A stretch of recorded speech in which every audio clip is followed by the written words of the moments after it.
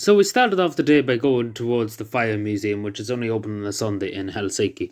And on the way, we obviously seen the Ministry of Defence, the Finnish Ministry of Defence. You can see the statue here to the Winter War, for example, too, which it's I suppose a commemoration statue, but very interesting nonetheless.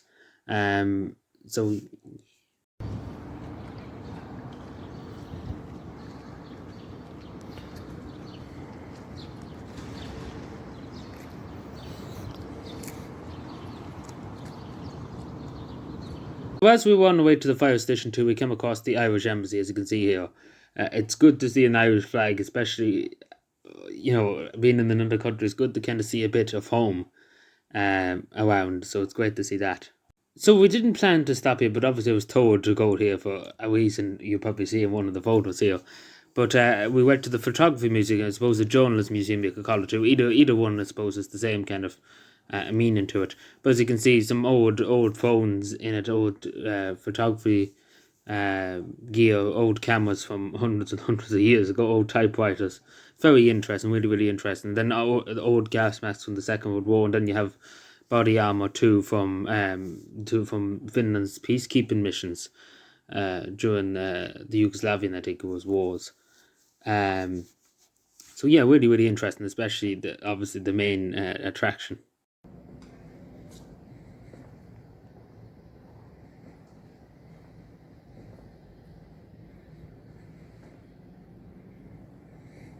So obviously in the fire museum, it's a very interesting building, as you can see from one of the photos.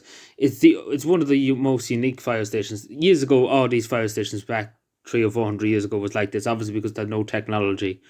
So basically, it's like a fire watch tower, basically at the top, and it's still an active fire station to this day. It's still an active fire station. Some parts of it obviously are for the museum, and some parts are still an active fire station.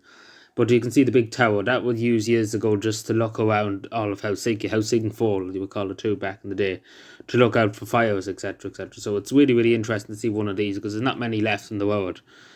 So again, there's just tons and tons of things to talk about. Old fire engines. It's really interesting stuff. Like I think the pictures speak for themselves. Majority are pictures. But you can see I took a few seconds of a photo. You can see an old gun, etc., etc. You can see the fire engines.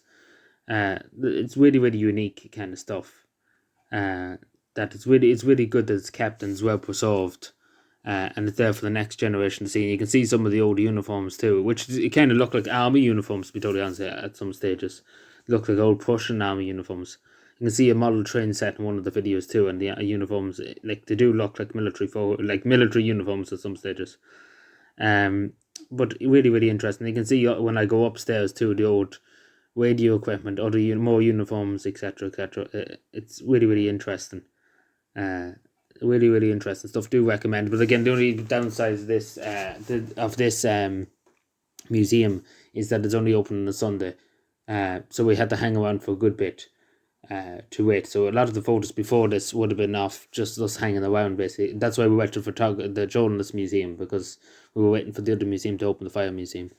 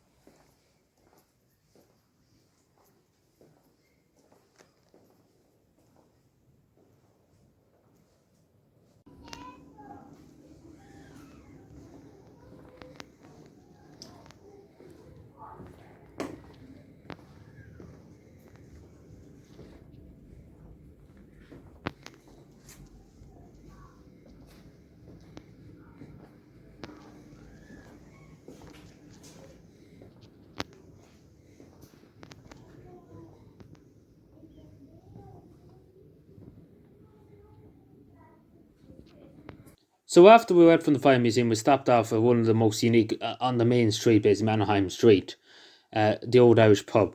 Now there's only a few photos, unfortunately, because I didn't want to kind of interrupt with people, because obviously people were enjoying and watching the hockey game. I didn't want to be going around videoing them, etc., etc. Wanted to be respectful. But yeah, it's a really nice place, really Irish atmosphere. A lot of people there from Dublin, would you believe?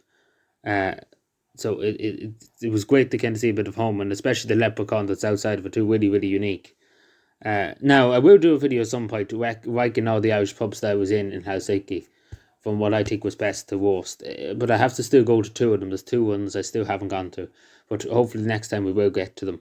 Uh, so you probably have heard of this before. It's one of the most unique churches in the world, let alone in Finland. It's a rock church made into the rock. Now it's a Lutheran church too, just to say. But it's really, really unique, as you can see from the photos and the video. Really, really unique, built into the rock. It's very, very unique stuff, and it's really, really great. It's a great design. It really, really is great. It's very, very, very unique. As you can see, just see the craftsmanship. Because again, this was all done by hand. It's not that long been built. It's only about 1950 or so. But it's still very unique because somebody had to literally do it by hand to carve it into the rock. So it's really, really good to see. And obviously the photos really do speak for that. I can't emphasize how good it is. Now I will say, a lot of tourists were complaining when I was there that I think it was €6 or was it €8, something like that to get in. That might be just a bit too steep. But obviously I didn't really care. But just saying what other people say, because usually if somebody does say it online about this church, usually people bring that up if they're tourists. They don't like how much they charge. Personally, I don't mind as long as it's really, really nice and it's kept well. I don't mind paying the money. But I suppose I just had to mention it because people would be upset if I didn't mention it.